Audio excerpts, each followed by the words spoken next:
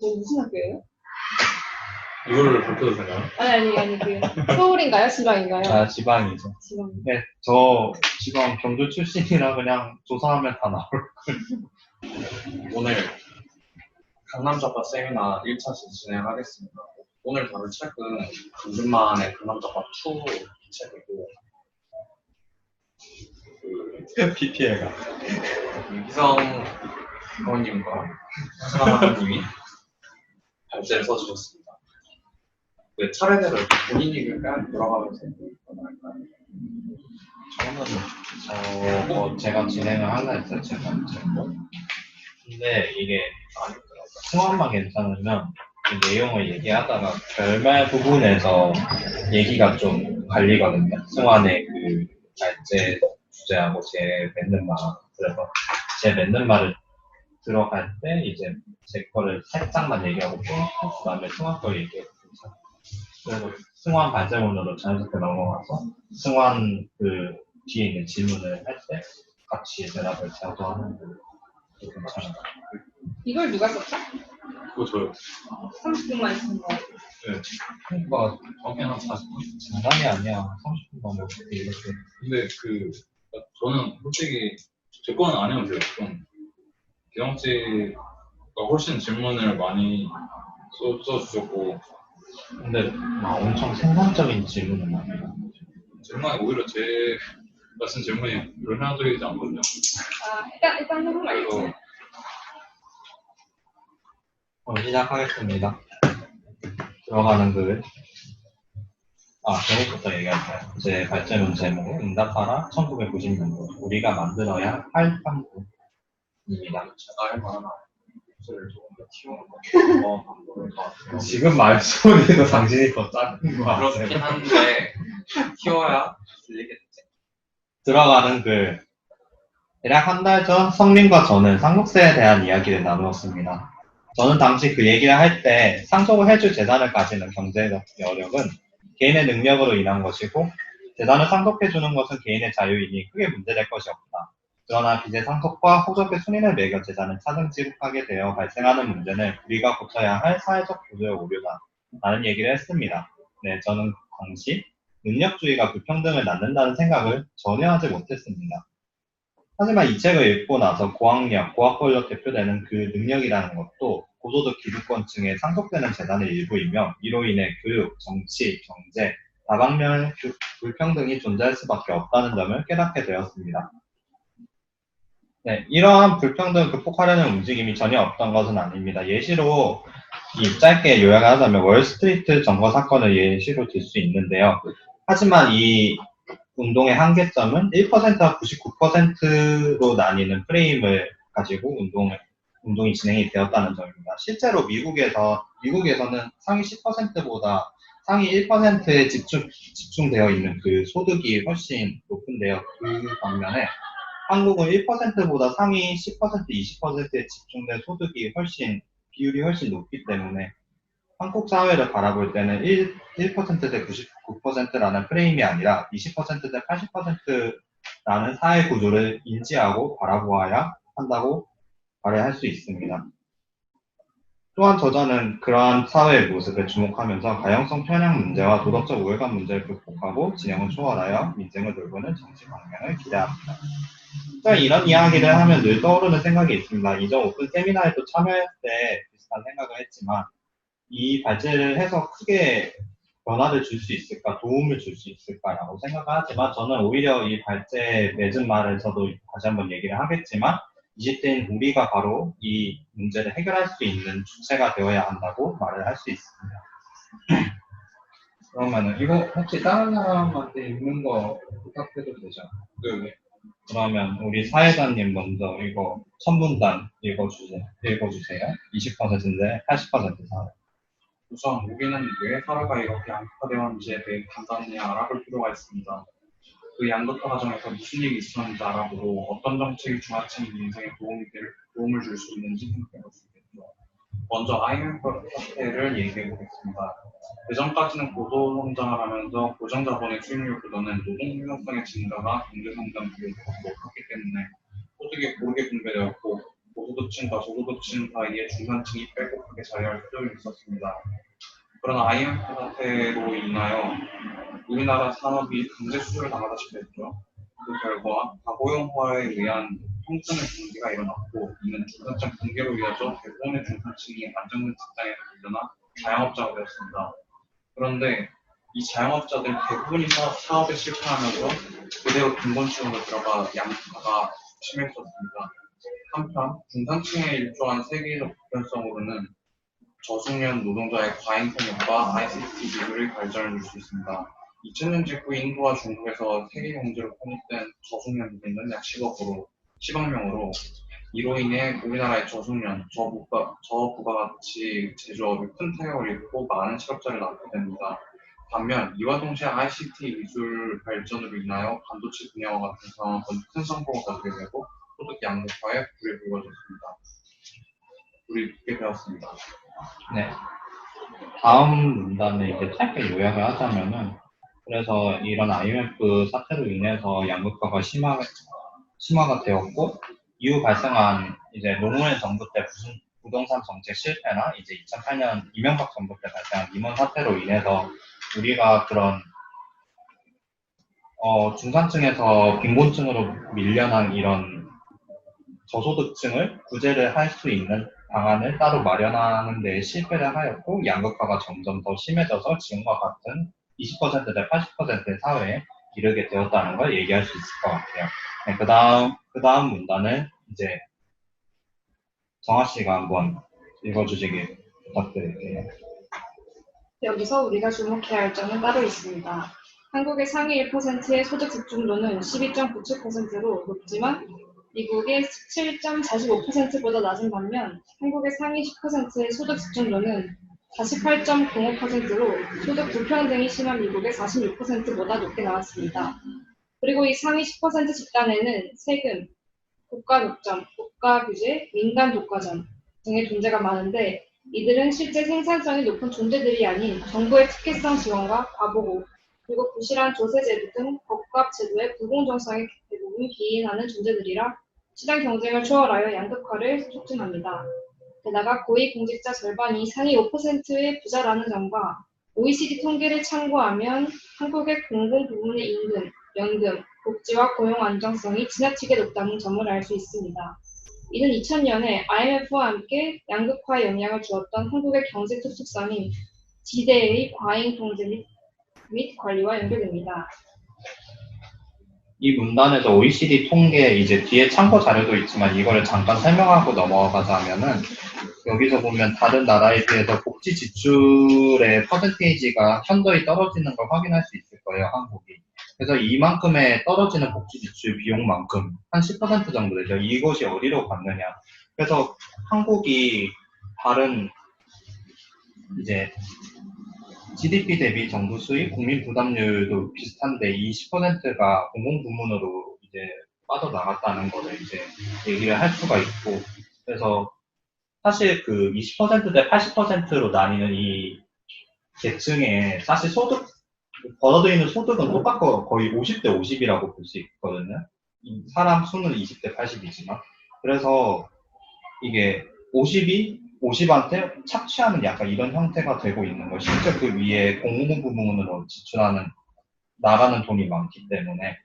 네, 그래서 앞선 내용처럼 고위공직자 절반이 상위 50%의 부자이고, 이러한 양극화를 해소하고 평등한 사회와 노동 문제 해결을 위해 노력해야 할 정치가들이 상위 20%에 속하다 보니 자신들의 기득권 유지를 위해 내놓는 1% 개혁안으로는 한국 사회의 개혁을 기대할 수 없는 노릇입니다.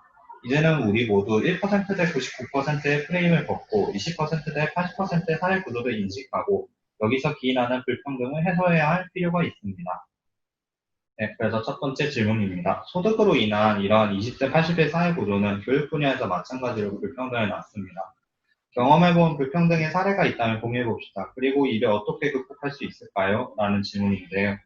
제가 먼저 요거를 답을 해보자면은, 저 고등학교 때, 그러니까 이게 옛날에 한 2, 3년 전에도 한번 문제가 됐던 제도인데, 그 고등학교에 있는 특별장학생 제도가 이제 성적 상위 한 10%, 20% 학생들을 대상으로 좀 뭐 특별 열람실을 제공을 한다든지 아니면은 그런 좀 특별한 뭐 선생님들도 좀 더 케어를 열심히 해주시고 그런 걸 차등을 두는 거죠. 제가 그 혜택을 받고 이제 대학을 진학을 했지만 이게 20대 80의 이런 불평등을 낳는 교육 구조가 아닌가라는 생각을 하네요. 혹시 다른 분들은 이와 같은 불평등의 사례가 있나요? 경험에도?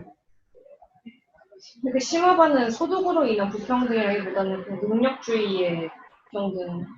네, 그런데 사실 그 상위 10%라는 성적을 내기 위해서 몇몇 학생들은 과외를 엄청 열심히 하잖아요. 근데 그런 과외도 결국에는 개인 가정의 이제 소득과 연결이 될 수 있는 거고. 그러니까 그 사실 교육이라는 능력이란 게 정말 순수한 능력이 아니라 소득과 연결이 돼서 이게 소득으로 인한 불평등으로 볼 수가 있는 거예요. 교육의 그런 차이마저. 그래서 사실 시작하는 출발선부터 얘는 과외도 못 가고 학원도 못 가고 독자적으로 공부를 해야 되는 집안도 있을 수 있고 어떤 애는 그런 교육적인 지원을 다 받으면서 공부를 할 수 있는 애가 있고 하면은 이게 출발선이 다르니까 게임이 안 되죠. 그래서 사실 이게 개천에서 용난다는 말이 이제는 옛말이 되는 게 아닌가. 그래서 불평등의 사례로 꼽을 수 있지 않을까 얘기를 해봅니다. 약간 사교육으로 인해 이렇게 불평등이 생기는데 그거를 심화반 같은 제도가 더 심화시키는 느낌? 그렇죠. 그런 게 사실 좀 오히려 좀 그런 교육을 필요로 하는 그러니까 약간 중간 성적을 내는 그런 친구들이나 아니면 아예 공부에 뜻을 두지 않은 애들한테 뭐 특별하게 학교에서 좀 도와줄 수 있는 그런 게 있어야 되는데 약간 그 상위 성적 상위 공부하는 학생들을 좀 우대하는 너무 추가 교육을 교육이 부족한 사람들한테 해줘야 되는데 공부 이미 잘하는 애들한테 더 퍼다주는 거예요. 그거 아닌가요? 아시겠나? 사실 지방에 어쨌든 있었는데 이런 특별 장학금제도 제가 나온 고등학교는 지금 있어요. 지금 있어요? 지금 난리 나잖아. 뭐, 우리가 아직 지방이라고. 승화는 경기도 아니에요. 저 뭐 서울, 경기도 서울이죠. 서울이잖아. 그 불법은 아닐 거예요. 근데 그 불법인 게 있긴 있어요. 제가 알고. 이건 사실 뭐 약간 다른 얘기나 인데 그런 건 있었죠. 그러니까 원래 있다가 없어진 거는 제가 약간 진짜 또 여기서 라떼를 하자면 그 제가 고등학교 1학년 때는 그게 있었어요. 그러니까 학교 중앙 게시판에다가 1등부터 50등까지를 딱 적어놨어요. 딱 적어놨었는데 아마 그건 그거일 거예요. 근데 그게 엄청난 효과가 있었거든요. 진짜 그것 때문에 공부 많이 했어요. 네. 자극하는. 네, 진짜로 쪽팔리는 약간 그쵸. 쪽팔려 하는 사람도 있었고 저 같은 경우에 막 부담이 막 엄청 있진 않았어가지고 그냥 즐기는 것도 있었고 그거를 약간 레이스처럼 그런 느낌. 근데 그건 아마 불법이어서 아마 없어졌어요. 없어졌는데 심화반은 있죠. 이제 저는 지금 제 학교에서도 심화반이 있었는데 저희는 약간 순위 공개보다는 그 자리가 있거든요. 신입 때마다 자리를 바꿔요. 순위대. 그러면 순위 공개하는 거 마찬가지예요. 심지어 더 고통스러워. 왜냐면 내가 떨어지면 자리를 옮겨야 돼. 누군가한테 자리를 실제로 뺏기는 거예요. 당리제고. 너무 애들한테 순위가 스트레스가 컸을 거예요. 저 고3 때도 그 교시 자리가 아니라 열람실 자리가 정해져 있는데 그게 그 모의고사 성적수.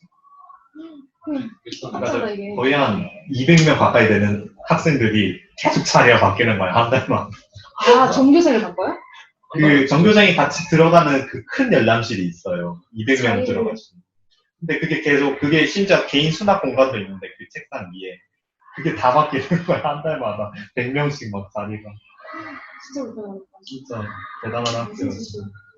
조금 더 얘기를 하고 싶은 게 있는데 네. 일반에서 그러니까 뭐 너무 당연한 얘기긴 한데 네. 그러니까 정책이 되게 중요한 이유가 아까도 여러 가지 고등학교 때 얘기를 했지만 뭐 어디라고 얘기는 당연히 안 하겠지만 제가 나온 지역이 뭐 여러 번 얘기를 했었는데 되게 좀 특이한 곳이거든요.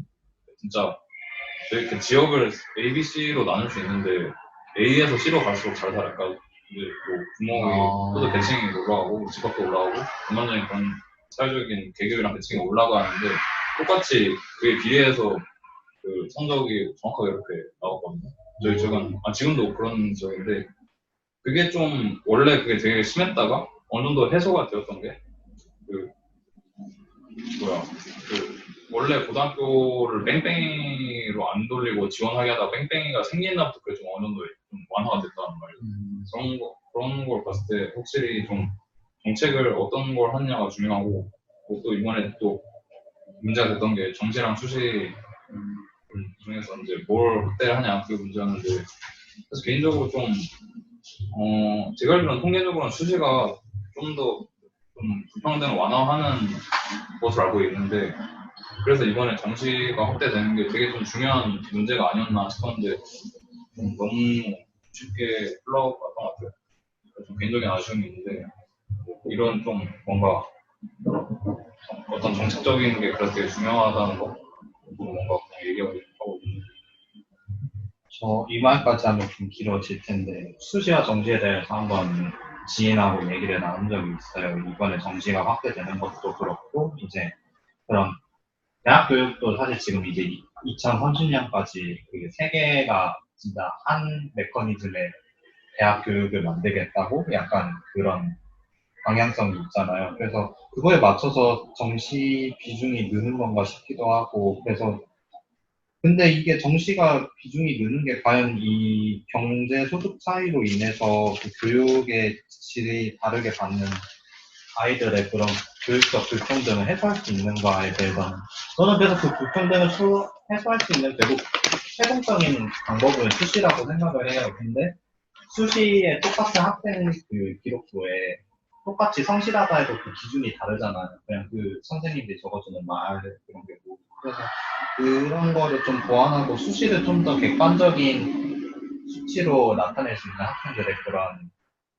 보여있는 면모를 또 그 다음에 학생들의 개개인 특성을 잘 나타낼 수 있는 그런 게 보완이 되면은 수시가 좀 그거를 교육적인 불평등을 해소할 수 있는 네, 방법이 되지 않을까 생각은 해봅니다.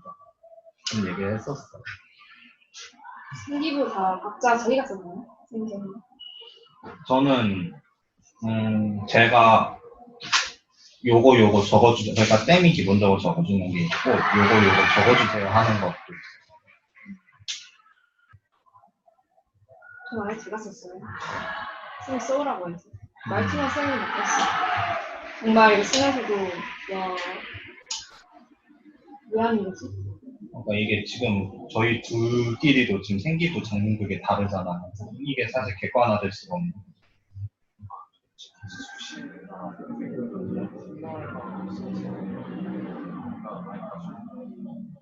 결론적으로 따져놓고 보면 수시가 더 다양성이 높다고 이런 말은 있고 또 친구가 얘기하다 보면은 지금까지 그래도 몇 년 동안 해오면서 쌓아온 이렇게 수시란 제도의 시스템에 대한 데이터가 있는데 이걸 일시에 버리려고 하는 건 팽조이다 뭐 이런 말을 듣기도 했지만 좀 직관적으로 받아들이기가 힘든 게 지금 수시가 그러니까 전 국민 대상으로 그러니까 이렇게 그 학년 대상으로 대규모 인사 한번 치르는 건데 그거를 객관적으로 치르는 것도 쉽진 않겠어요. 사실 이거 수능이란 제도 자체가 어떤 그 교육 제도를 이제 그런 불평등을 해소하고 좀 평등하게 가는 데 있어서 약간 장애가 되는 부분도 없지 않아 있죠. 그런 교육 과정 계속 특정 교과서를 하는 것도 그렇고. 근데 이거 너무 빠지는 거니까 다음 질문으로 넘어갈게요. 여기까지만 얘기하겠습니다. 혹시 세이도 할 말이 있어요? 첫 번째 질문.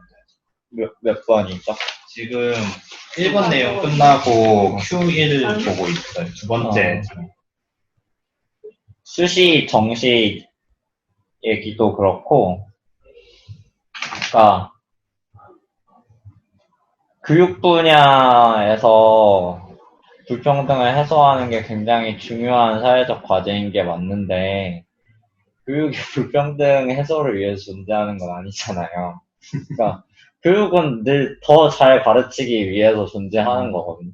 애들이 더 행복하고 혹은 그 행복감에 수반되는 어떤 능력 노동 능력을 갖추고 이런 게 목표인데 한국인들만 그거를 불평등을 해소하는 수단이라고 생각을. 그러니까 저 이 책에서 나오니까 이분의 주장이 구구절절하게 맞는데, 그러니까 뭐 그런 말까지 하잖아요. 그러니까 너무 강남 8학군에 집중돼서 애들이 지금 대학에 들어오기 때문에 공감 능력이 퇴행되었다라고 얘기를 하는데, 사실 그 부분에 대해서도 분명 그거를 위해서 뭐 저소득층에 한 명 끼워 넣고 뭐 다문화에 한 명 끼워 넣고 이런 식으로 하는 정책은 맞는가 하는 생각은 들어요. 그렇게 해서 길러지는 사회적 감수성이라는 게 다분히 시혜적인 측면이 많잖아요. 그래서 그런 부분에 대해서 교육학과로서 좀 불만이 있고 그냥 되게 한국이 교육에 대해서 생각하는 어떤 불평등 완화의 수단으로 생각하는 게 다분히 좀 특이한 사례인 것 같은 느낌이 있어요. 그러니까 그 부분에서 어느 정도 탈피를 해서 생각을 해보면, 그러니까 수시 정시에 대해서 굳이 얘기를 해보면은, 그러니까 불평등 완화라는 것도 굉장히 중요한 주제지만은, 수시와 정시라는 제도를 통해서 고등학교 교육과정에서 얼마나 다양성을 추구할 수 있고, 그게 대학 교육과정과 얼마나 연계성을 갖추고 있어야 되는지에 대한 판단이 사실 중요한 건데, 사람들이 계속, 수시로 하면은 잘 사는 애들, 조국 같은 애들만 대학을 간다. 그러면 정시로 가면 뭐 강남 8학번 애들 사교육 24시간 받는 애들만 대학 가는 거 아니냐고. 대학을 가서 하는 게 도대체 뭔데. 대학 가가지고 다 이러고 살고 있잖아. 근데 대학을 가는 게 장땡이 아닌데, 뭔가 우리나라 사람들의 사고방식이 좀 그런 거에 너무 지나치게 매몰되어 있지 않나? 라는 불만입니다. 이거에 대한 답은 아니지만, 그러니까 어느 정도 연계가 된 게 저는 수시의 장점은 뭐냐면 어쨌든 수시 제도를 함으로써 평가 기준이 굉장히 다양해지고 서열 기준이라는 게 완화된다라고 생각을 하거든요. 예를 들어서 수시 제도에서 뭐 불문과시잖아요. 불문과에서 정시로 뽑는다고 치면은 일괄적으로 다 이거를 뭐 수능 점수를 통해서 받는 거잖아요. 근데 그러면은 이 사람이 실제로 불문과에 들어와서 이 학문에 대해서 심도 있게 공부하고 뭔가 이거에 관한 진로를 꾸려갈지에 대해서 판단을 사실 못하는 거지, 정시제도에서는. 근데 실시제도에서는 그나마 그거를 할 수 있는 거고, 그러면 고등학교 교육과정에서 이 사람들이 불문에 관한 어떤 뭐 사전 지식이라든가 활동이라든가 할도록 이게 교육과정상 강제를 할 수 있는 건데, 그게 정시제도에서는 전혀 안 되기 때문에, 그냥 뭐 그런 맥락에서 그게 있고 어떻게 보면 이러한 서열 기준 완화라는 것 자체가 그거를 불평등 완화의 효과를 가지고 올 수 있다. 실제로 그런 것들이 통계적으로 입증되는 거고 뭐 그런 생각. 그런 다양성을, 학생들의 다양성을 발굴해내고, 그런 평가를 너무 일원화하고 객관적인 게 아니라 계속 다양한 면모를 보일 수 있어요. 근데 그러려면 진짜 각 고등학교의 역량이 진짜 지금보다는 훨씬 그러니까 이건 너무 교육학과스러운지 훨씬 높아져야 되고 그렇죠. 그 준철이나 정민이 그 외국에서 학교 나왔잖아요. 그러니까 그분들이 굉장히 그 외국의 IB라고 하는 그 국제 바칼로레아라고 하는 그 과정에 대해서 예찬을 하는데 그게 우리가 지금 도입하려고 하는 교육 과정이거든요. 근데 문제는 그 학교들은 솔직히 말하면 귀족 학교야. 그러니까 뭐 예를 들어서 불문과를 예로 들어서 미안한데 외고가 있잖아요. 그러니까 그런 것들을 이미 고등학교에 서열이 있고 평준화 시스템에서 고등학교들이 못 뒷받침을 하는 게 있는데 거기서부터 이미 불평등한 차이가 나기 때문에 수시제도에서 굉장히 그게 불합리한 측면이 생기는 거지. 그러려면 일반고에서 불문반을 만들거나 외고처럼 뭐 특기자반을 만들거나 이래야 되는데 뭐 그게 실제로 여의치 않은 환경 이런 게 있는 거고. 근데 그 정시라는 게 물론 뭐 결국은 오늘 의미 패배했지만 일종의 학생 수학 능력, 학생 능력인데 그 말했던 것처럼 그 사람이 어떤 기반을 나타내는 포인트를 내기 위해서 고등학교의 역량이 중요하다는 점에서 오히려 수시가 고등학교에 영향을 더 많이 받는다면 정시가 나을 수도 있지 않나 생각해서 그러니까 적어도 특정 수학 능력은 객관화시켜서 낼 수 있으면 평가도 객관적이고 더군다나 그 아이가 어떠한 과를 가든 이 정도의 수학 능력은 존재하고 있습니다라는 거죠. 물론 뭐 시험으로 나타내는 게 되는 거지. 그래서 제가 방금 한 말이 그래서 수시가 좀 더 그런 그 생기부에 적히는 그런 말들이 좀 더 막 그 선생님들마다 개개인적인 그런 거에 기인하는 게 아니라 좀 더 객관화되고 그런 평가 그러니까 모든 게 다 객관화가 되는 게 아니라 학생들의 다양한 그런 면모를 평가를 하되 그 평가하는 그 말이라고 해야 되나 그런 게 좀 객관화가 되면 수시도 좀 그게 객관성을 띌 수 있지 않을까. 저는 근데 무슨 생각하냐면, 그러니까 우리가 상위권 대학에 진학을 했고 사회 전반적으로 사실 수시 문제에 관해서 생각을 할 때 상위권 대학에만 집중을 생각을 하거든요. 근데 수시는 이미 70%를 수시로 선발하고, 그러니까 학창 시절에 우리 밑에 있던 애들 엄청나게 많은 애들이 다 수시로 대학을 갔고 그 대학들도 다 수시로 평가를 한다고. 근데 그거를 이제 뭔가 그러니까 수시 제도가 주관적이고 이걸 객관화한 수치로 나타낼 수 없기 때문에 이건 불공정하다라고 얘기를 하는 것 자체가 수시제도는 원래 주관적으로 만든 제도, 그러니까 주관적으로 평가를 하라고 만든 제도거든요. 그러니까 그거를 마치 상위권 대학에 오르기 위한 우리가 레이스로 보기 때문에 이거를 획일적으로 공정한 기준이 있지 않으면 이거는 잘못된 거야 라고 이야기를 하게 되는 거지. 그러니까 상위 10%를 제한 90%의 학생은 사실 그 레이스에 관심도 없다고 사실은. 그러니까 그거에 대해서 어떤 교육 불평등, 그냥 사실 이거는 그 특정한 학벌을 얻어야만 사회적으로 좀 지금 회의를 하다가 좀 격앙돼서 미안한데 사회적으로 고위 계층에 오를 수 있는 학벌 사회가 만들어낸 약간 환상이라 생각해요. 이 제도에 대해서 우리가 뭔가 너무 공정성만을 이야기하게 되는 것이. 오히려 나는 그런 상위 10% 대학에 진학하지 않으면은 굉장히 불합리한 삶의 조건을 맞게 되는, 왜냐면 똑같이 등록금 내고 학교 다니잖아. 근데 그렇게 방관하는 사회가 더 문제고, 그래서 대학 교육이 망해가고 있는 거라 생각을 하는 거지. 그냥 뭔가 그리고 또 그러니까 수능 제도는 한 번 평가하는 거잖아요. 물론 두 번, 세 번 보는 사람도 있지만, 한 번 평가를 하는 건데, 그리고 국영수, 사과를 보는 거잖아요. 그게 그러니까 대학에서 수학하는 능력을 추상화해서 여기서 이만큼 할 수 있다라고 판단을 하는 거지만 사실 그건 과별로 엄청나 다른 거잖아요. 문과 애들은 뭐 철학과를 진학하면 수학을 볼 일이 없잖아. 경영학과 복잡하지 않는 이상. 수학을 잘 봐야지만 고대 철학과에 들어갈 수가 있는 거라고.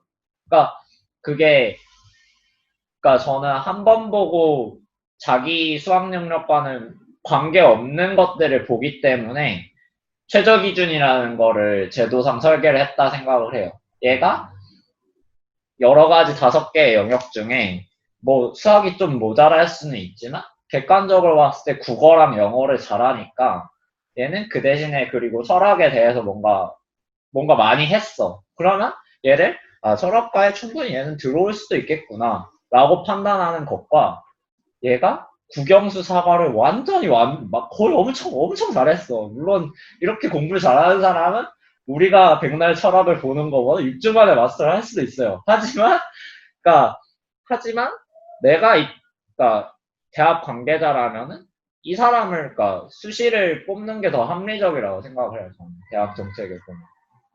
물론 제가 수시 출신이서 옹호를 하는 걸 수도 있지만 수시 출신 있나요? 진짜? 근데 저는 정시 출신이지만 방금 회의 말에 전적으로 동의를 하고 회의가 얘기하는 문제 인식에 대해서도 이제 강하게 동의해요. 진짜 애초에 전제 자체가 저희가 얘기하는 게 딱 그거잖아요. 이거를 대학을 기본적으로 시각 자체가 그 상위 뭐 고대를 비롯한 거기에 맞춰져 있고 거기 진학하는 사람들 맞춰져 있고 그 사람들 위주로 정책이 논의되기도 하고 애초에 이거를 어떤 그러니까 계급 상승의 사다리로서 레이스로서 보는 걸 전제로 까는 게 그러고서 얘기를 하고 있는 거죠. 그게 되게 중요한 그런 시선이 있는 것 같아요. 중요한 그러니까 문제지. 강남다파 2에도 그런 내용이 나오잖아요. 그런 거에 대해서 아예 인지를 안 하고 그냥 딱 대놓고 생각을 해야지. 막 우리가 그런 대학 학벌 그런 걸 생각하고 막 불공정 공정 그런 걸 생각하다 보니까 사실 그런 좀 근원적인 거를 교육에 그런 부분을 좀 학벌이 인지를 못하지 않아. 학벌이 지금도 효력이 있느냐에 대해서는 뭐 작년 초에도 의견이 갈렸다시피 뭐 이모저모 많이 나올 수는 있겠지만 그러니까 학벌이 만약 유효하다면 그것이 하나의 사회적 자본으로 유통되고 있는 것은 명백한 사실이고 그럼 저는 개인적으로는 그 사람이 어느 지역에서 태어났느냐 물론 그것이 결국 간접적으로 영향을 미칠 수밖에 없지만 어느 지역에서 태어났느냐로 결정하기보다는 그 사람이 어떤 그 학업적 성적을 냈느냐를 계층 유동의 사다리 삼는 것이 현실적이라고 현실적이라는 생각이 들어서 대학 학벌 내진 학력이라는 것이 사회적으로 가치를 잃기 전까지는 이 문제가 너무 중요한 것 같습니다. 생각보다 이거 질문 1번에서 엄청 많은 얘기를 이게 아마 그 중간에 세이가 한번 얘기한 게 그게 가용성 편향에 대해서도 살짝 얘기를 했어요. 이게. 그래서 1번 일단 이 정도로 얘기를 하고 2번을 사실 얼마 얘기를 할 수 있을까 모르겠어요. 질문 자체가 제가 썼지만 너무 어려워가지고 제가 생각한 건 그런 거거든요. 결국 그 양극화가 된 게 중산층이 붕괴가 돼서 지금 같은 양극화가 일어났고 점점 소득이 점점 극단적으로 이게 나뉘고 있잖아. 그래서 그 중산층을 보호해줄 수 있는 정책이 있을까? 혹은 그 중하층, 저소득층의 그런 고용 안정을 도모할 수 있는 정책이 뭐가 있을까? 그런 걸 생각을 해봤는데, 이거는 제가 썼지만 너무 어려운 것 같긴 해요. 이거. 그래서, 근데 확실한 거는 이게 이명박 정부 때 있었던 리먼 사태 때 얘기를 안 하고 그냥 리먼 사태가 있었다고 하고 짧게 넘어갔지만 이게 다시 얘기를 하자면은 원래 친시장적 정책 방향을 하다가 금융위기로 인해서 이게 너무나 많은 사람들이 빈민층으로 쏟아질 거를 우려한 나머지 그래서 사회적 안전망 구축 우선과도 내걸어가지고 공공지출과 그러니까 공기업 그런 지출과 단기 일자리를 막 늘리는 응급책을 썼는데 이게 그런 우리 사회 그 산업 구조가 안고 있는 근원적인 문제 해결에는 그다지 도움이 되지 못했었죠. 그래서 지금 이미 세계 자본 그 세계적 보편성으로 중국과 인도에서 너무나 많은 저숙련 노동자들이 진출함에 따라서 사실 그런 간단한 일을 하는 그런 노동자가 사실 한국에서 진출하기는 굉장히 어려운 상황이잖아요. 그래서 좀 그런 부분에 있어서 직업 교육을 좀 전문적으로 해줄 수 있는 그런 정책이 있으면 좋지 않을까라고 생각은 해요. 근데 너무 어려워요, 저한테도. 제가 만들었지만 이 질문이 저한테 너무 어려워.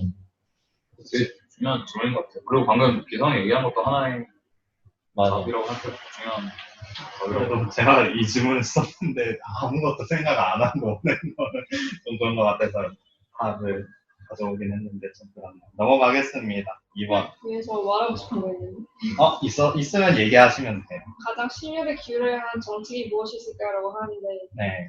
저는 사실 그 고대 친구들 보면 애들이 고대 나왔는데 삼성은 가야지 대기업은 가야지 이런 생각을 가지고 있는 게 좀 잘못됐다고 생각해요. 왜냐면 아니 사람은 각자마다 하고 싶은 직업이 있을 텐데 다 똑같은 데 가려고 하잖아요. 그게 제일 이상한 것 같거든요. 힘든 일은 하기 싫은 건데 그 힘든 일이라는 게 대우가 안 좋아서 그런 거지. 그런 약간 뭐라고 하지? 아까 뭐 저숙련 노동자? 이런 3D 직업들? 이런 업종도 대우를 잘하고 돈을 많이 벌 수 있다면 사람들이 너무 회사만 안 가려고 하고 이런 일도 하지 않을까라는 생각이 들거든요. 왜냐면 힘든 일이니까 하기 싫은 건 당연한 건데 그게 보수가 적절하다면 돌아오는 게 좀 돌아오는 게 있다면 합리적이라면 사람들이 그런 직업도 택하지 않을까. 우린 너무 쏠려 있잖아요, 지금. 그렇죠. 그거를 위해서 정부가 대책을 마련해야 하지 않을까라는 생각이 있어요. 기본적으로. 인건비가 너무 싸지. 그 인건비가 따지는 게 아까도 말했다시피 그렇게 중국과 인도에서 너무 많은 교수님, 노동자들 많이 나오셨고. 근데 그분들 최저시급 받나요? 그게 안 받지 않아요? 일단 마음이 그러니까 없으니까. 최저시급은 둘째 치고, 그러니까 그런 노동 현장의 그런, 그러니까 안전 문제가 가장 큰 화두로 떠오르죠. 보통은. 그러니까 뭐 2인 1조로 일해야 된다고 항상 그 일할 때 밑에 막 안전망이 있어야 되고 막. 그러니까 그런 기본적인, 그러니까 안전한 자리에서, 안전한 장소에서 그렇게 일을 할 수 있는 그런 우대를 못 받고 있는 게 좀 더 크죠. 지금. 최저임금도 최저임금이지. 근데 재밌는 게 그런 직업교육기관을 양성한 게 이명박 정부인데 마이스터고라든지 산업고등학교를 대거 육성을 했거든요. 그래서 실질적으로 이명박 정부 이후로는 대학 진학률이 떨어지고 있고 남자 같은 경우에. 근데 그래서 나온 결론이 구의역 스크린도라던가 뭐 태안화력발전소에서 김영균 씨가 죽은 거라던가 그러니까 외국인 내국인을 가리지 않고 야 니네 대학 안 가도 돼. 이 힘든 일 해도 된다. 우리가 직업 알선 해줄게라고 약속했던 정부 정책들이 실질적으로 지금 비정규직 문제를 해결을 하지 않고 있으니까 그런 식으로 위험을 외주화하는 방식으로 일자리가 흘러가게 되고 그나마 화력발전소 교통공사는 나은 일자리야. 그 사람들이 얻을 수 있는 일자리들 중에서도. 그런 사람들이 지금 다 죽거나 다치거나 이런 일들이 지금 일어나는 와중에서 뭔가 기성이 말한 직업교육기관을 만들고 이런 대책에 대해서 우리가 얼마나 자신있게 우리, 그러니까 후배 세대들한테 이렇게 해라라고 얘기할 수 있을지라는 게 저번에 교봉하면서도 그쪽에 고등학교 그렇게 공부를 잘하는 학교가 아니라 선생님이 나한테 얘기를 하더라고요. 아, 그런 거 관심 없는데요. 이렇게 얘기하긴 했는데 그러니까 그렇게 얘기를 하면서 애들한테도 미래를 물어보면 뭐 할지 모른다거나 또 인문계 고등학교인데 직업 위탁 교육을 요새는 가는 데가 많더라고요. 서울 같은 경우에. 직업 위탁 교육을 받아서 일자리를 얻으려고 한다라고 얘기를 하는데 그런 문제들을 알고 있는 상황에서는 좀 확실히 너무 걱정이 되는 거야. 그러니까 그리고 그런 맥락에서 너무 일자리가 양극화되어 있으니까 정아 씨가 말한 것처럼 좀 그러니까 대학을 나와서 사람들이 그런 일자리를 가길 꺼려하는 것도 사실 이해가 되는 거지. 저는 그래서 가장 시급한 정책은 뭐냐면 사립대를 국가가 다 몰수를 하는 거야. 대학 평준화. 다 몰수하고 대학에서 일단은 그러니까 지금도 학생 수가 저 학교 다닐 때 많은 반은 31명, 32명이었는데 지금 학교 다니는 친구들은 20명이 안 되는 학교도 많아요, 한 반에. 거의 OECD에 근접했거든요. 근데 교육부 예산은 안 줄어. 왜냐하면 그만큼 한 명 1인당 교육 비용을 늘리기 때문에 앞으로 대학생이 준다 치면 좀 무상등록금이 될 거라 생각을 해요. 또 그 부분에 대해서 근데 뭐 제대로 대응을 하지 못하면 망하겠지. 그렇지 사담입니다. 아니, 근데 사실 그 이명박 정부 때 했던 그런 교육기관, 직업교육기관 그런 정책의 일환이 사실 학벌주의를 어느 정도 해소를 하려는 움직임에서 그쵸, 비롯된 그쵸. 정책들이잖아요. 그래서 그런 게 사실 원인이 학벌주의에 있다고 치면은 그 진짜 국가가 사립대 다 몰수하는 것도 생각해 봄직하기도 하고. 사립대를 모수함으로써 얻어지는 효과가 어떤 그러니까 이미 사립대는 재정의 50% 이상을 교육부로부터 의존을 하고 있어요. 그거는 뭐 중고등학교로 가면 더 심해지고.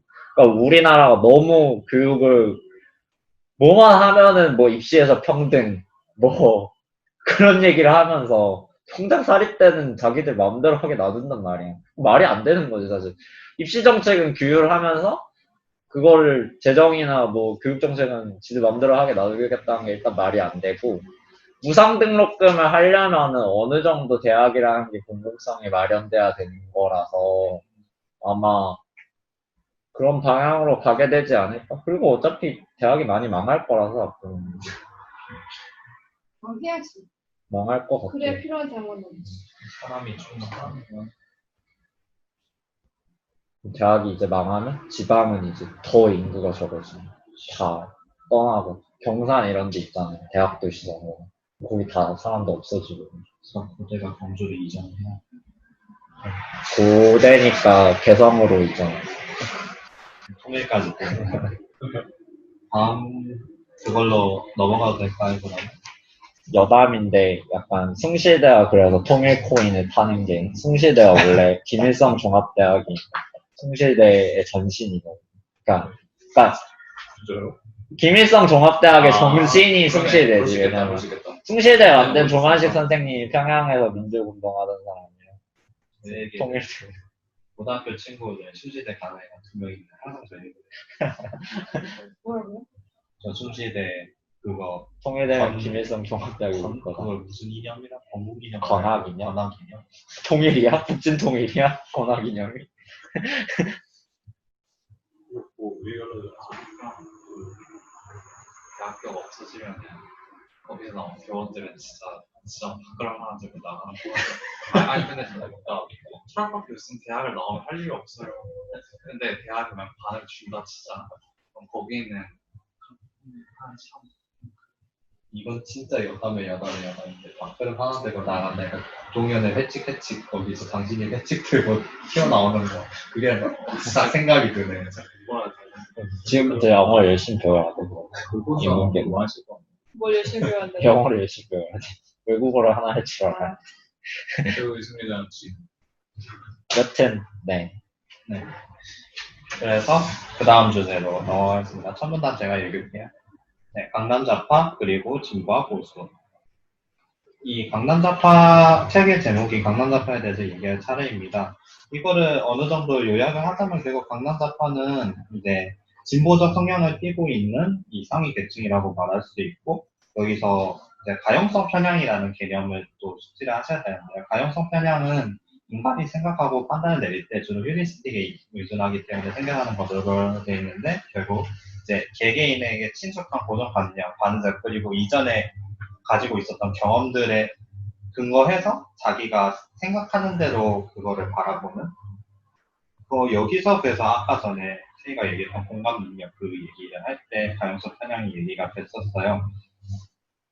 뒤에를 더 읽어보면 특히 386 세대에서 비롯된 이들은 개혁의 방향성을 민주화 운동과 관련 지으려는 성향이 있어 민생을 위한 정책과 개혁은 더욱 외면받게 됩니다.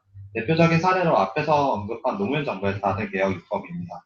각각의 법들의 의의는 물론 중요하다는 것을 모두가 인지하고 있지만 서민들의 안정적인 생활 기반, 민생이 있어야만 민주적 개혁도 빛을 발할 수 있다고 생각을 합니다. 그래서 여기에 대해서 세 번째 질문인데 여러분들 어떻게 생각하시나요? 만약 이 앞에 나왔던 사례처럼 개혁이 틀린 개혁이 아닌데 몰라요. 이 개혁이 맞는 개혁인지 틀린 개혁인지 몰라요. 만약에 어떤 개혁이 틀린 개혁이 아니라 맞는 개혁인데 국민들의 의견에 반하는 개혁이라도 진행을 해야 될 거야? 아니면 그런 국민들에게 우선적으로 직접적으로 도움을 줄 수 있는 그런 민생 정책을 구현해야 될까요? 하는 얘기였어요. 이거를 보고 이 질문 만들면서 생각을 했던 게 이게 이 책에서 계속 나오는 사례인 조국 사태를 얘기를 해볼 수 있을 것 같은데요. 조국 사태도 사실 국민들이 엄청 그러니까 청원에 올라가기 전에 이제 조국이 맨 처음에 법무부 장관에 임명이 된다는 사실이 나오고 그 다음에 이제 그런 조국 사태가 일어났을 때 굉장히 여론이 안 좋았잖아요. 거의 뒤에서 다시 얘기를 하겠지만 반대가 찬성의 비율보다 2배가 더 많았거든요. 2대1 정도의 비율인데 그런데도 이제 그 임명을 무르지 않고 완고하게 밀고 나갔다는 거죠. 그래서 이게 뭔가 그런 게 있었나? 그게 그런 거를 반하는 선택을 할 정도로 이게 그런 가치가 있었나 싶죠. 그래서 이런 상황에서 뭐가 맞는지 그냥 얘기를 한번 하고 싶네요. 그 상황마다 다르겠지만. 개인적으로 조국 사태 같은 경우는 물론 이제 이건 그냥 제 해석인데 되게 감정적인 게 엄청 컸다고 하더라고요. 좀 검찰 개혁을 지지하는 민주당 인사들과 민주당 지지자들이 되게 감정적인 좀 아무래도 이제 노무현 뭐 어떤 친노 사람들에게 어떤 진 빚이 있고 그 어쨌든 노무현 대통령이 뭐 그런 식으로 그 이제 돌아가신 거에 대한 약간 거의 복수심 때문에 그렇게 화란이 돼서 추진을 하지 않았나라는 그러니까 도구 사태 한에서는 그게 좀 크지 않았나 싶어요. 좀 그거를 한번 물어보고 있어요. 저도 이 책을 보면서 이게 맞는 대부분 맞는 말이지만 이거는 내가 이 책에서 나온 내용을 내용을 액면 그대로 받아들여도 되냐. 내용과 액면을 섞어서 말했어. 그래서 액면 그대로 받아들여도 되냐 하는 그 내용이 뭐였냐면은, 그러니까 그 조국 사태에 대해서 그 검찰 개혁 얘기가 책에도 나오잖아요. 그래서 그 시기에 대해서 얘기를 하거든요. 그러니까 검찰 개혁을 할 거였으면은 여론이 한창 좋았을 때 당선된 직후나 18년에 했어야지. 이거를 19년까지 끌고 와서 이제 와서 검찰 개혁을 하려는 그게 시기상 좀 어색하다? 약간 이제 와서 이거를 진행하는 게 그런 얘기가 나오거든요. 그래서 저는 그거를 어떻게 받아들여야 될지 좀 궁금증이 많았어요. 이거를 읽으면서. 약간 속보인다 이런 반응들이었나요? 이제 와서. 그러니까 이 책에서 그거를 좀 의문점을 들고 있는 거죠. 왜 그 한창 여론이 좋았던 시기에 그 진행을 했으면은 좀 더 검찰 개혁이 순탄하게 되었을 텐데, 그 지지를 받았을 텐데. 그렇게 책에서 그렇게 나오지 않아요. 그러니까 제가 책에서 읽은 바로는 문재인 정부가 이제 흔히 얘기하는 적폐 청산을 하기 위해서 검찰을 이용하고서 말 그대로 이제 토사구팽이죠. 이게 좀. 그러니까 일단 검찰을 써먹은 다음에 이제 어느 정도 이제 적폐 청산의 성과를 본 다음에 이제 본격적으로 칼을 빼들었다라고 얘기를 하는 걸로. 그러니까 그게, 그러니까 17년에 특수부 그 검사 그게 늘어났잖아요. 증언을 했잖아요. 그런데 이제 그런 식으로 이제 그렇게 말을 하면 토사구팽이 맞긴 한데, 근데 좀, 그러니까 완전 증언을 했다가 갑자기 검찰 개혁을 한다, 이게 뭔가 너무 모순되는 그게 아니라는 생각을 했어요. 저는 그 책을 읽으면서. 토사구팽이라면 토사구팽일 수 있는데 좀 너무 모순되는 그게 지점이 있지 않나 생각을 해가지고. 확실히 모순되는 지점. 그때 막 17년에 그렇게 특수부 그 검사 수를 증언을 하면서까지 그런 거를 해결을 했어야 되는 사안이 있었나요? 17년이요? 17년, 18년. 저는 딱 생각나는 건 없거든요. 문재인 정부 들어오고, 한참 적폐청산 한다고 재미가 있잖아. 그 때문에 정확히 특수부를 지금 일단 하여튼 저는 이 파트를 읽으면서 좀 느꼈던 게 네. 우리는 좀 공감하기 쉽지 않은 주제다라는 생각은 했어요. 왜냐하면은 그 586 세대의 정서라는 게 어쨌든 그들 내부의 어떤 싸움의 성격이 되게 크잖아요.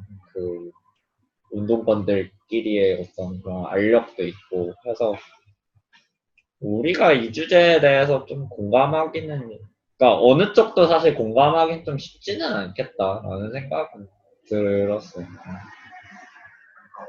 그런 조국 한참 죽어졌을 때 나온 말 중에 하나가 지금 그러니까 한겨레나 이쪽에 특히 기억하기로 아마 한겨레 쪽에서 상당히 조국 쪽에 이제 지지하는 표를 썼던 걸로 기억을 하는데 그쪽 기자들이나 정치인들은 조국의 자신을 반영해서 본다. 일종의 자기의 대리인 아바타로서 조국을 생각하다 보니까 조국에 대한 그 평가나 대우에 있어서 그렇게 예민해질 수밖에 없는 거다. 오글거리고. 네, 그러니까 여기서 물론 뭐 강동만의 시선으로 이렇게 재구성이 된 거긴 하겠지만 이전까지 잘 몰랐던 거에 가령 이제 그 특수부 4 이제 4 특수부가 사고 뭐 신설되고 했던 것도 신설이 아니고 있는데 그 검사를 더 채용을 했다고 해야 되나? 그 수를 늘렸. 제가 기억하는 원래 3개였던 4개로 늘리고 거기 인원을 늘렸던 걸로 저는 봤던 걸 기억합니다. 근데 어쨌든 중요한 건 규모가 확장됐다는 거죠. 맞아. 근데 뭐 토론 사실을 많이 알게 됐어요. 그래서 그 여기 문초에 시임사 이렇게 보면서 이렇게 있으면 눈물이 그런가 하는데 근데 그러니까 지금 제가 읽어도 그런데 그때 이거 맨 처음에 취임사를 할 때 아버지랑 같이 봤단 말이에요. 아버지는 그럼 얼마나 또 이게 있겠어. 그러니까 그 동일 세대로서 특히 약간 느끼는 게 있을 텐데 참 갑자기 황승환이 대통령이 된 거죠. 시임사 누가 썼을까? 그 본인이 쓴 것 같진 않은데. 누가 썼겠, 조국이 썼을 수도 있어. 약간 진짜로. 약간 그게 있는 것 같아요. 그러니까 뭐 뉴스 댓글을 너무 과잉매표할 필요는 친매할 필요는 없겠지만 아직까지도 586은 자기들의 어떠한 그 작업, 그러니까 희생 내지는 일들이 제대로 평가받거나 각광받지 않았다고 생각을 할 수도 있다고 봐요. 확실히 너무 많았어요. 아니, 그러니까 여기 말이 한다. 틀린 게 아닌 게, 그러니까 정계 진출한 586 입장에서는 할 거 본인들이 이제 할 거 다 하고 이제 막 정계 진출해가지고 뭐 하나 해보려고 하는데 거기서 이제 틀어지기 시작한 거니까 가만히 이제 그 과거를 부정할 정도로 현재 도덕적 타락이 심각하면 그거는 좀 떼어놓고 보는 게 맞겠지만 억울한 포인트가 없이는 분명히 않다고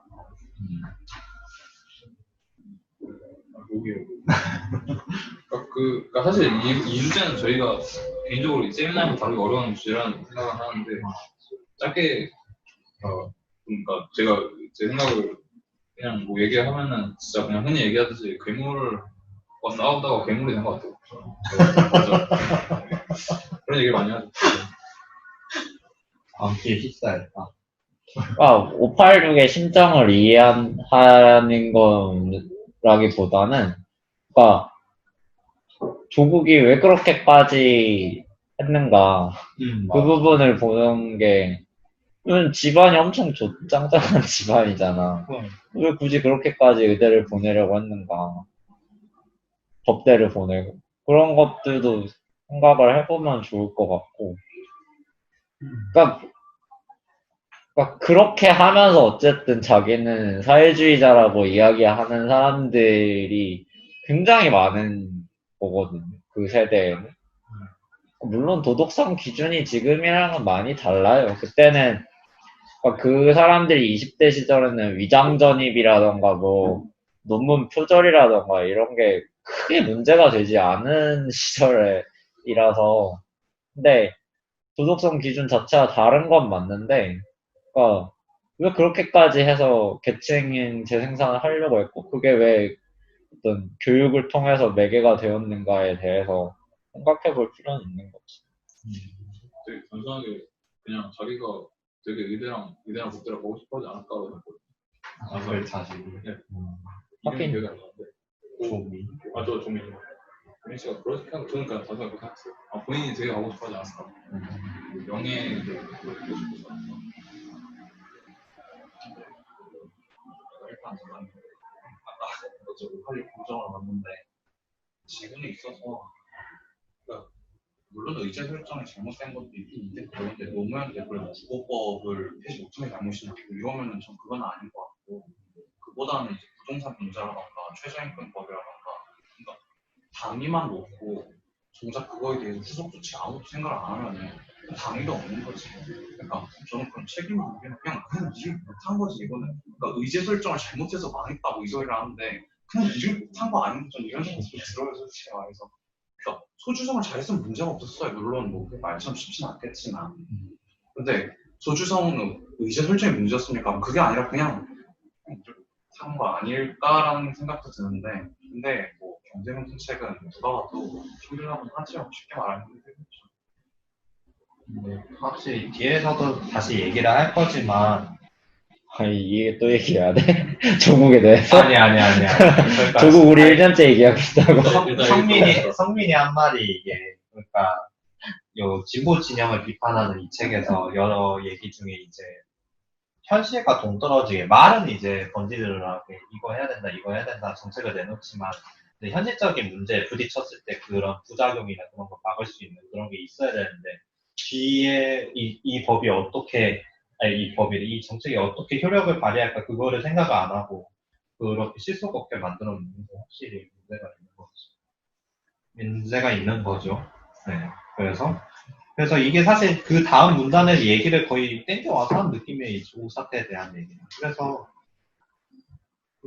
이 사태로 인해서 가용성 편향이 이 조국 사태 와중에도 일어났던 거를 이제 볼 수 있는데요. 이제 아까 얘기했다시피 임명 전에는 이제 반대 의견이 찬성 의견보다 2배나 많았지만 이 조국 장관을 확실하게 임명을 한 뒤로 그 순간 그 차원에서 막 대립을 하면서 막 그 광화문에서 시위 나갈 때는 거의 그 비율이 비슷하게 됐었거든요. 그래서 이게 약간 그 진영에 따라서 약간 그래도 틀리지 않았을 거야 하면서 가용성 편향이 우리에게도 내재가 돼 있다는 걸 보여준 좀 그런 사례가 아닐까라는 얘기를 이제 그 다음 문단에서 하고 있어요.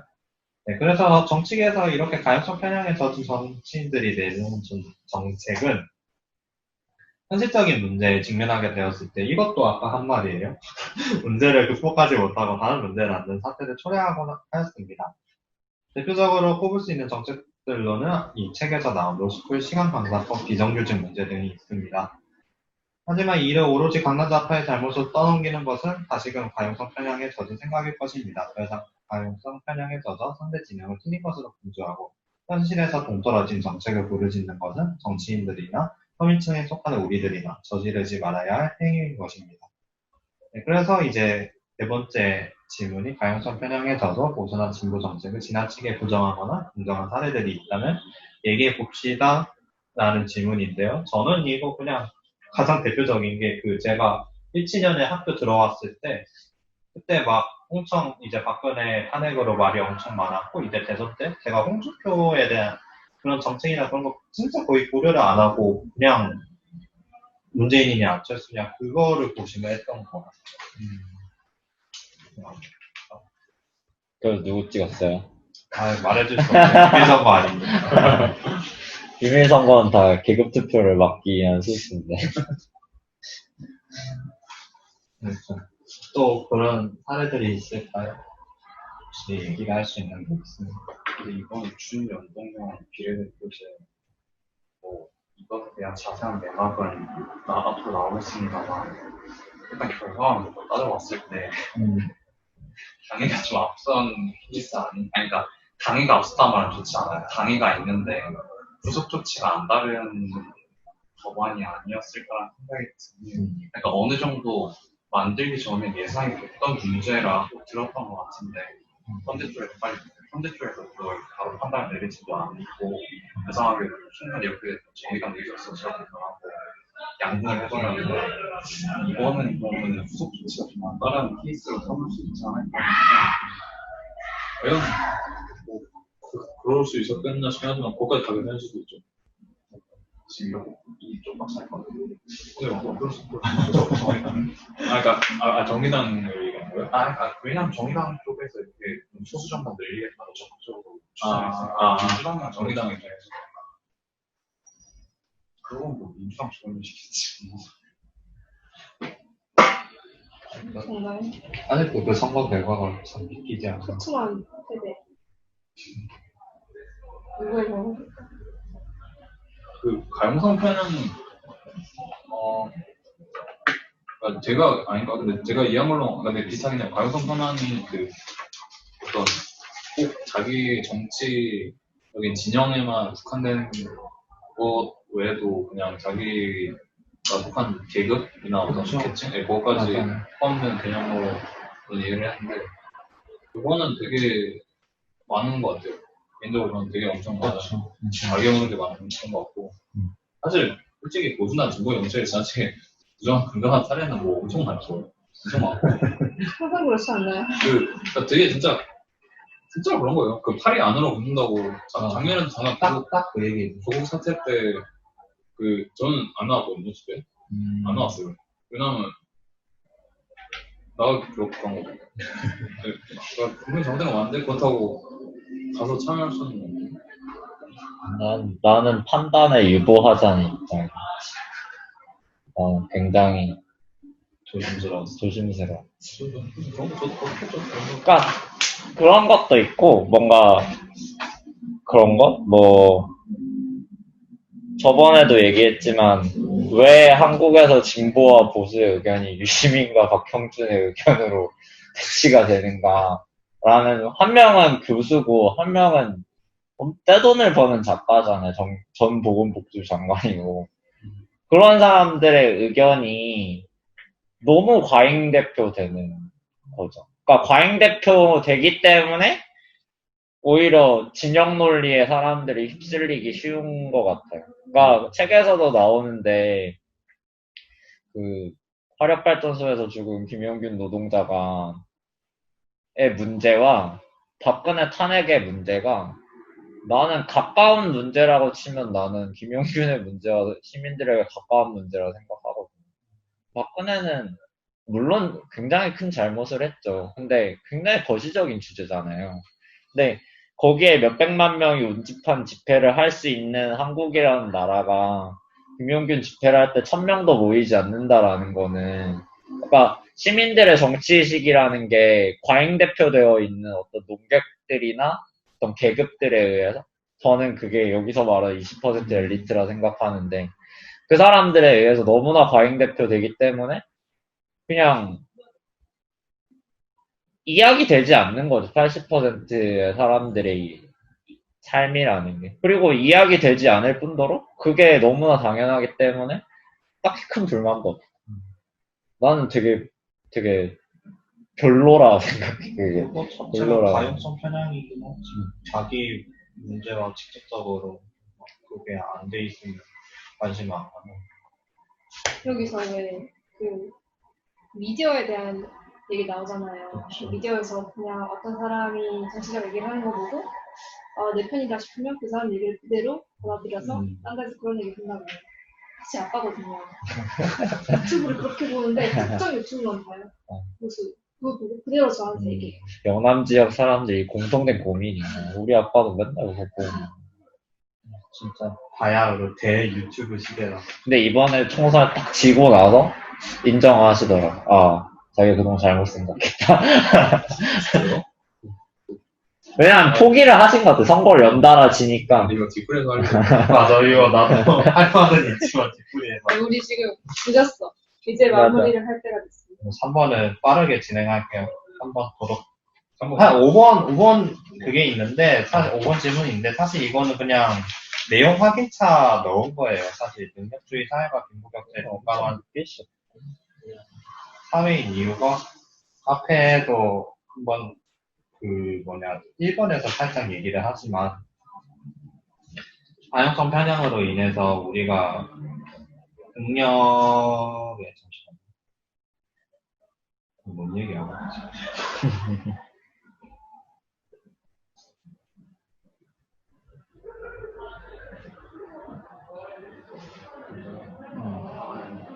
선생님이 뭐예요?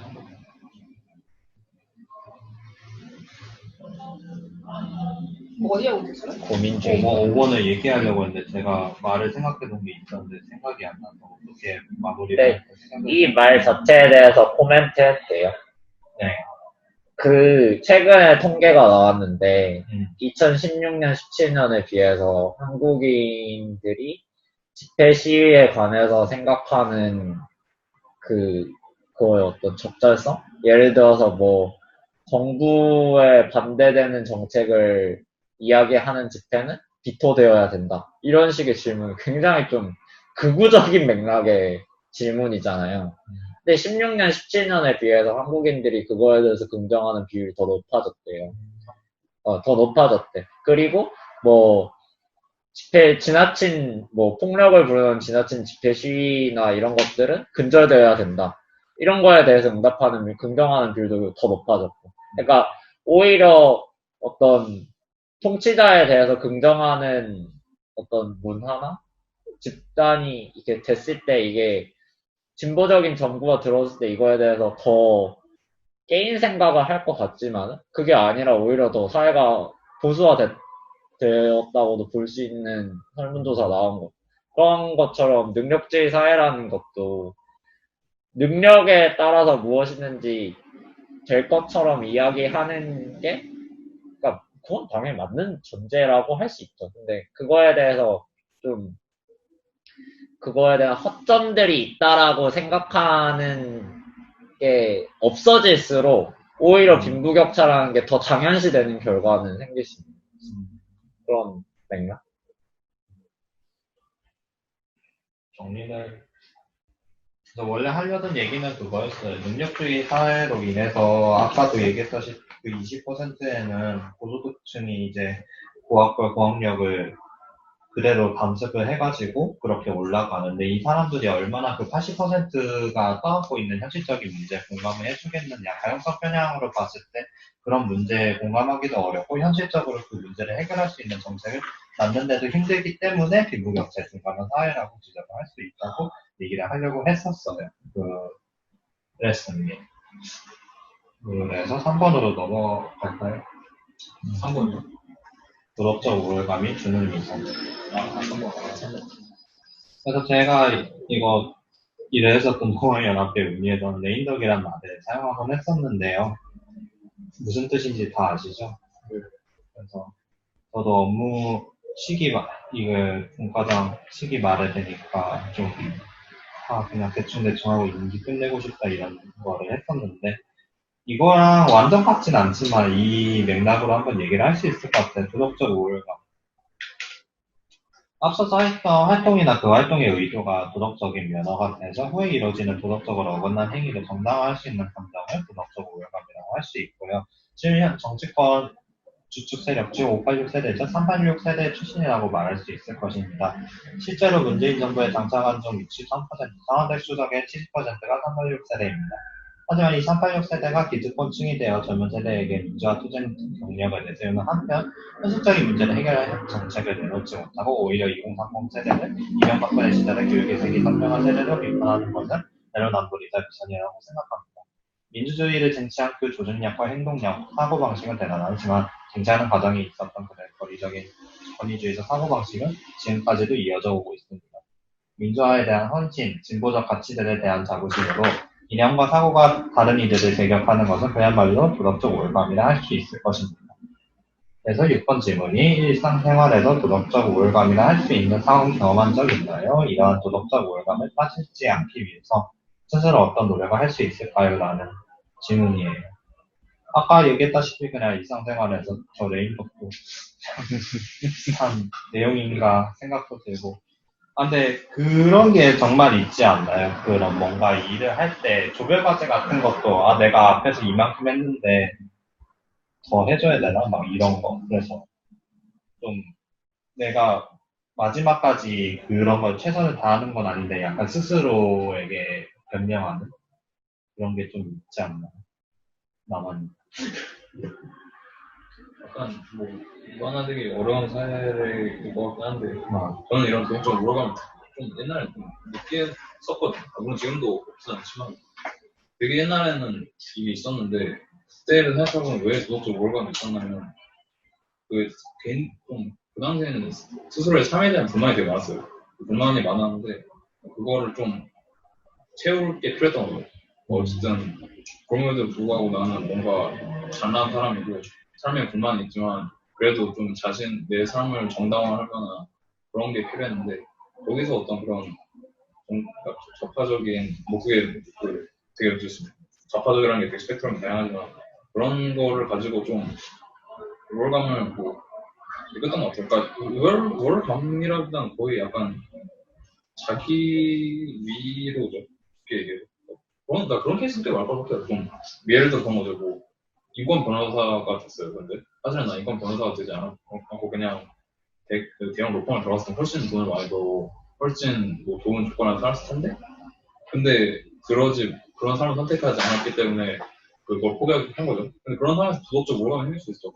그걸 메꿔야 되는 거죠. 그 아쉬운 뭐 그런 건 좀 있지 않을까. 네. 물론 레인덕 그랑 뭐 많이 다른 케이스인데. 네. 그 중간에 소울 알렌스키가 신작을 하면서 진짜 이들은 자기 중심 증명을 하고 있는 거다.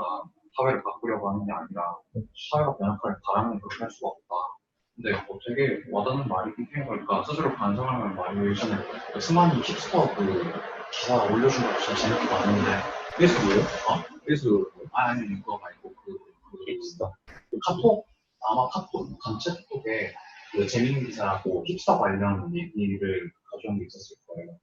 네, 그 젠트리피케이션 유발한다. 그 페이스북에 하여튼 페이스북. 제가 재밌게 봤는데 그러니까 그런 그 내용들 스스로를 반성할 때 좀 도움이 많이 되는 것 같아요. 근데 다만 어떠한 그 사회적 의견을 가지는 거에 있어서 도덕적 우려가 거의 필수적이라고 봐요. 전제가 돼요. 그러니까 그 주체와 이성에 대한 지나친 맹신만 아니라면은 도덕적 우월감은 어떠한 동기로서는 훌륭하다고 저는 생각해요. 그리고 그 점에 있어서 그 타협은 아름다운 용어다라는 말에 굳이 동의하기가 좀 힘드네요. 타협. 그러니까 여기서 알렌스키가 타협이 뭔가 이루고자 하는 사람한테 아름다운 말이다라는 말을 썼고 실제로 그 사람이 어떤 맥락에서 그 말을 했는지는 정확히 모르겠는데 다만 그 소위 진보 운동이 우리에게 줄 수 있는 것 중에 명분과 실리 둘 중 하나를 택해야 된다면은 후세를 위해서 명분을 택하는 게 낫다. 저는 이 말에 어느 정도 동의를 합니다. 왜냐하면 어떠한 진보에도 항상 성공할 수 있기 때문에 그럴 바에 그런 명분을 주고 있겠죠. 그 점에 있어서 사회가 많아서 좋아지고 도덕적 우월감도 그런 맥락을 좀 이해할 수 있을 것 같아요. 근데 나는 그 도덕적 월감이 앞에 해놨던 이 A라는 행동 때문에 내 B라는 행동을 해도 이게 정당화 될 수 있다라는 약간 그런 건 있잖아. 그러니까 그 A랑 B가 완전 상관없는 좀 떨어진 행동이라면 나는 그 도덕적 월감을 막 할 수는 없을 거야. 진영원리를 파묻히는 것도 있는데 특정 입장에 대해서 강력한 자격지심을 갖는 것은 정치적 의견을 개진하는 데 있어서 필요할 수밖에 없죠. 이거 추구가 옷은 다 시들었고 무슨 죽었어. 그런 경우는 도덕적 우월감이 아니라 정치적 효용감에 가깝겠지. 약간 정치적 효용감이라고 하니까. 도덕적 우월감, 당연히 단어에서부터 틀려서 오는 이야기 아니에요? 너무 당연히 안 되는 거 아니야, 그거는? 아니면 최근 내팽이를 부른 것도 도덕적 우월감 아니야? 뭘 본가? 내팽이 그것도 일종의 그 뭔가 비교자는 것도 되겠지.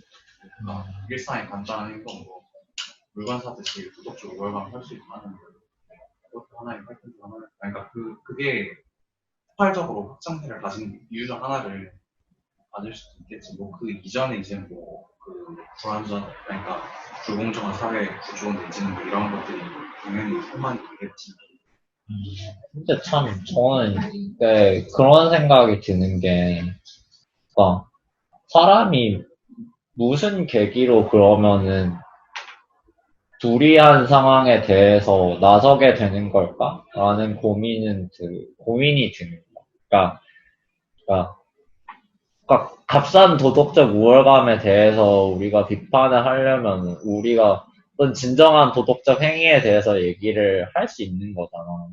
근데 그거에 그럼 나서는 계기가 뭘까라는 생각을 하는데 잘 모르겠어.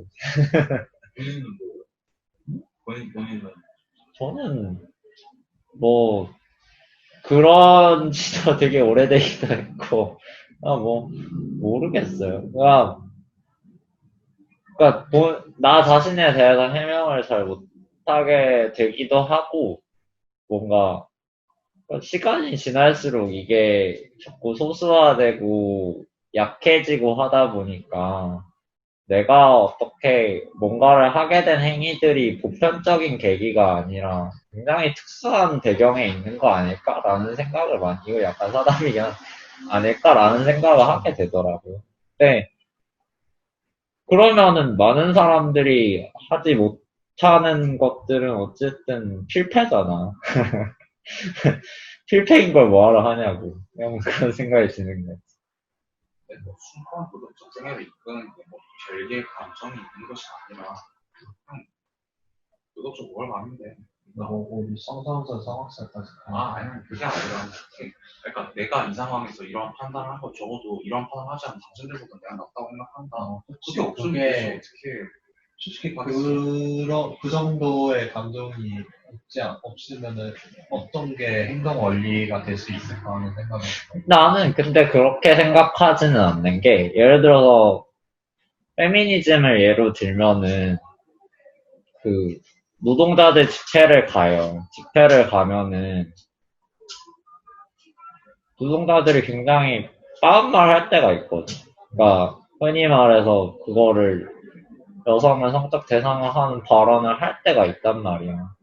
그럼 그 사람은 일상적으로 노동운동에 참여하고 있는 사람이고, 나는 간헐적으로 노동운동에 참여하는 사람이고, 대신에 나는 여성주의에 대한 지식이 조금 더 많을 뿐이잖아. 나는 그래서 그 사람에 대해서 도덕적 우월감을 가진다고는 단 한 번도 생각해 본 적이 없거든. 그러니까 그 사람의 배경에 대해서 이해가 되는 거지. 그러니까 뭐 이해가 되는 정도는 사람마다 차이가 있겠지만은, 그러니까 모든 운동의 동력이 나는, 그러니까 그런 어떤 내가 하는 행위가 더 옳다라는 어떤 확신에 의해서만 일어난다고 생각하지는 않아요. 그러니까 그런 범민의 작업이 있겠지. 근데 그 부분을 뭔가 그런 식으로 되게 운동이라는 것도 영역이 되게 다양하고 뭐 비교 형량이 있기 때문에 좀 항상 뭔가 확신? 도덕적인 확신? 뭔가 우월감에 의해서만 이루어지는 건 아닌 것 같아.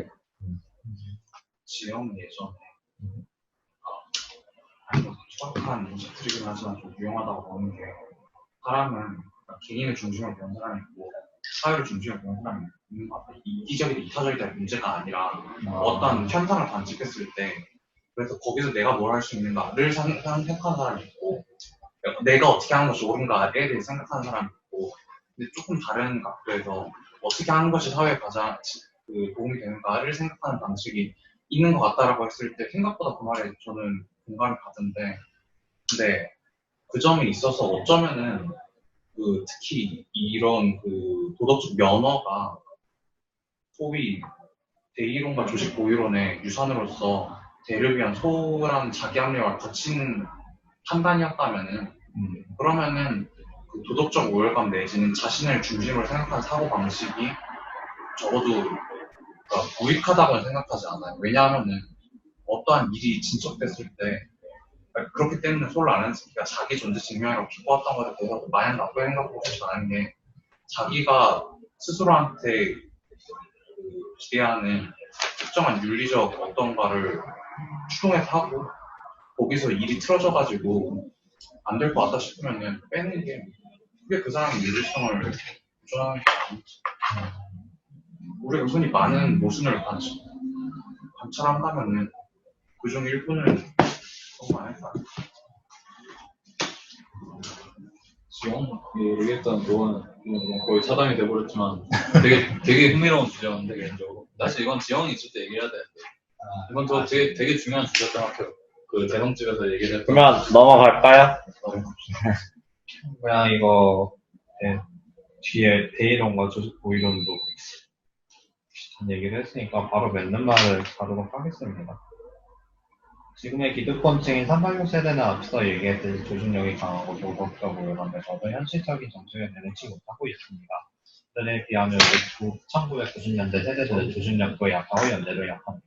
하지만 우리는 자신의 동력에 당당하고 잘못된 사회 구조로 인하여 받는 피해를 무시하지 않고 개인의 행복을 솔직하게 추구합니다. 우리 세대가 추구하는 평등은 책임 분배의 평등 그리고 기회 공정입니다. 더 이상 개천에서 욕나오기 힘든 이 양극화 사회를 다시 돌려놓기 위해서는 민주화가 이루어진 한국에서 가장 많은 변화를 맞은 우리 20대가 열린 생각과 눈으로 서로를 이분법적으로 가르지 않고 받아들이고 이해해야만 지금의 기득권층에 경고할 수 있고 평등한 사회를 지향할 수 있게 될 것입니다. 감사합니다. 고생했어요. 수많은 결론이 근데 이 제 맺는 말과 완전 수많은 결론이 달라. 맺는 말과 다른 이야기라는 게 승환의 발제. 네. 근데 결론이 다르다는 게 무슨 소리죠? 그러니까 나는 결국 이 제목도 그렇고 결국 결론이 우리 20대가 좀 그거를 영향을 내야 된다는 얘기인데. 그러면 이 발제를 다음 주 초에 한번 하죠. 시간이 더 넘어가면 안 될 것 같은데. 다음 주 초에 한다. 그러니까 따로 하자는 거예요? 월화쯤에? 할 때 그냥 같이 하는 거.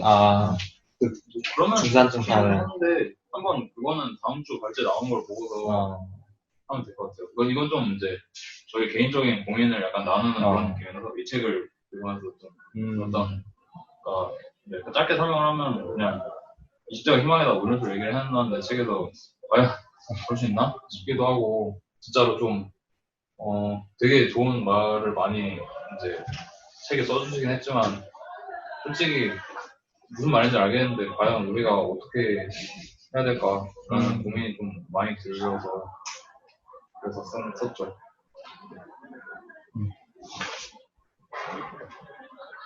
그냥 뭐 보세요. 그러면은 그 다음 주에 방금 책의 말대로 한번 하고 시간이 됐으니까 사회자님 마무리 발언합시다. 뭐 통평?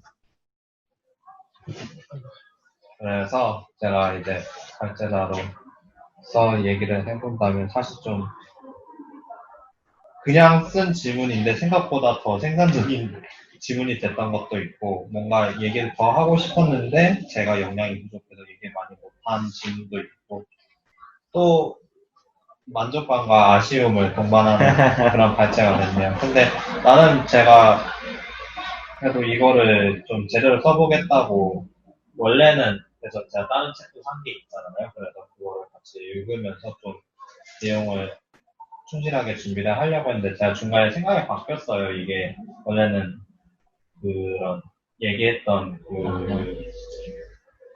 뭐지? 가용성 편향을 이제 얘기를 하잖아요. 그래서 그렇게 뭐 어떤 직업에 무조건 그 비율을 막 섞어야 된다. 막 그런 지역 뭐 학벌 다국지하고 다 그렇게 해야 된다. 막 그런 게 능력주의를 마냥 그 불평등이라고 비판을 할 수가 있냐에 대한 생각이 들어서 그거에 대한 주제로 좀 쓰려고 했는데 제가 그거에 대해서 역량이 부족해서 결국 다 지우고 다시 써가지고 가져온 건데 지금 생각해보면은 그게 좀 더 생산적인 질문을 많이 할 수 있지 않을까 하나 아쉬움이 드네요.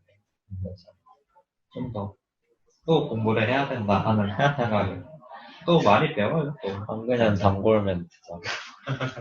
더 공부해봅시다. 뭘 또. 얼마나 좋아. 네. 또 좋은 경험이 됐던 것 같습니다. 다음 주 합시다. 뭐 그런 시계 방향으로 돌까요? 아니야, 지목하세요. 그럼 그 사람이 딴 사람 이것도 하나의 종목으로 그래? 서인해요. 네. 일단은 늦게 와서 너무나 죄송하고, 굉장히 어제 책을 읽으면서 재밌게 읽었기 때문에 빨리 오고 싶었는데 늦게 와서 좀 아쉬움이 많이 남아요. 그래서 중간에 맥락을 좀 못 짚고 얘기를 많이 했던 것 같고. 내용을 놓치면 거의 없어. 글 자체를 굉장히 충실히 정리를 해주셔서 좋았던 것 같고요. 근데 어찌됐든 이게 우리가 이야기할 수 없는 게 좀 많았던 것 같아요. 이 책 자체. 그러니까 강남적파라는 책 자체에서, 그러니까 읽으면서 느꼈던 게 이 사람이 신문방송학과라서 뭐 이렇게 많이 써놨어라는 생각이 들었거든요. 재밌기는 한데 너무 이렇게 주장이 확고한 책이어서 그거에 대해서 이야기하기 어려운 게 오히려 많았던 것 같고, 그러니까 지성말처럼 차라리 저자의 주장에 대해서 들이받는 글이었으면은 좀 더 이야기가 좀 왔다 갔다 할 수 있었을 것 같다라는 좀 아쉬움이 있어요. 내용 자체 지금 아쉬우면 결국 독후감 같은 느낌이 그러니까 돼버렸어. 저자의 주장을 동의를 하지 않는 지점이 분명히 우리가 지금 이야기를 하면서도 있는 건데 그거를 따라가는 방식을 취하다 보니까 계속 뭔가 우리가 좀 이야기하기 어려운 것에 대해서 이야기한다라는 느낌이 좀 있었던 것 같아요. 그래서 굉장히 많이 썼는데 굉장히 중간에 건너뛴 부분도 많고 층한 밟지도 못한 부분이 많아서 다음에 쓸 때 반영을 하면 좋을 것 같아요. 저도 말 길게 하는 사람으로서 이런 지적에 굉장히 민망하거든요.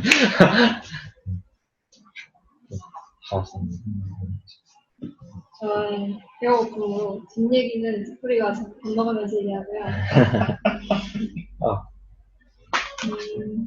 네, 재밌는 얘기였어요.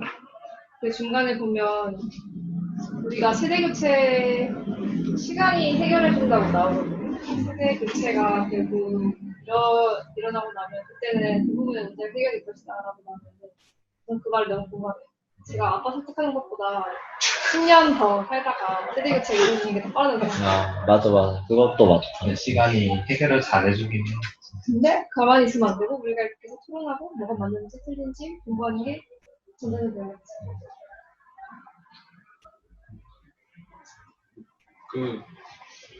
확실히 세미나 자체는 일단 짧게 해가지고 약간 좀 아쉬운 마음이 있어요. 근데 정말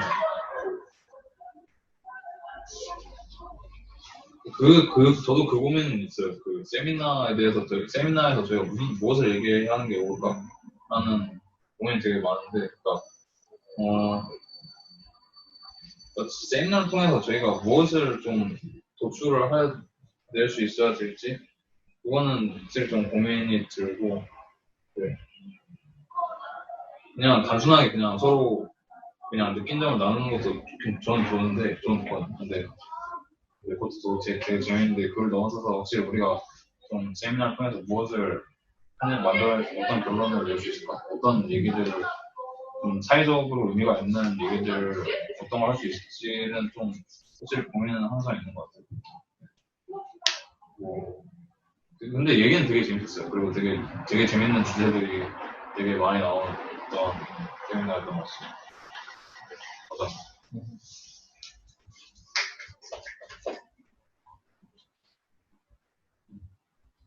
근데 어제 밤에 책을 읽었는데 강준만이 그걸 되게 잘 쓰더라고. 크게 말했어요. 크게. 그러니까 몰랐는데 강준만이 왜 책을 많이 쓴지 알겠어. 이게 150% 내가 이거 하루 안에 못 읽을 분량이다 아무리 생각해도. 유시민이랑 똑같아. 맨날 똑같은 얘기 계속 책으로 낸다고. 어제 누워서 읽고 있는데 잘 읽히더라고. 잘 읽히긴 잘 하지. 읽히는 책이야. 재밌고 잘 썼죠. 그리고 또 저로서는 이렇게 막 인용이 많이 된 게 좋았어요. 뭐 다양하게 볼 수 있는 것 같아요. 사실이네. 근데 정체성과 정치적 지향이 우리 세미나를 반영하는 주제라고 생각은 하는데 거기서 이제 제가 가지고 있는 질문은 그런 거예요. 그러니까 우리 일상을 벗어난 것에 대해서 우리는 어떻게 얘기할 수 있을까?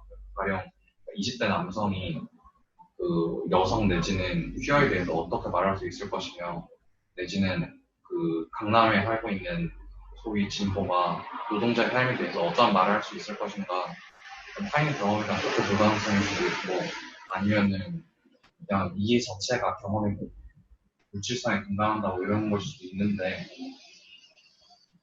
그거는 이제 태도의 윤리적 문제로 갈 수도 있죠. 그런 것이 모호할 뿐더러 무익하게 보일 수도 있어서 세계에 좋아하진 않는 것 같은데 근데 어쨌든 그 강남적파 얘기는 그 소위 80년대 강남에 이제 묶여있는, 정신이 그쪽에 묶여있는 사람들이 노동자에 대해서 어떻게 사고하는지 여지를 보여준 것 같았고, 다음 책도 읽으면서 그런 부분에 대해서 글을 쓴다면 좋겠고, 하여간 기성이 정리를 잘해서 재밌게 했습니다. 아! 아, 고생했어요. 글 진짜 많이 썼다, 근데. 많이 썼어.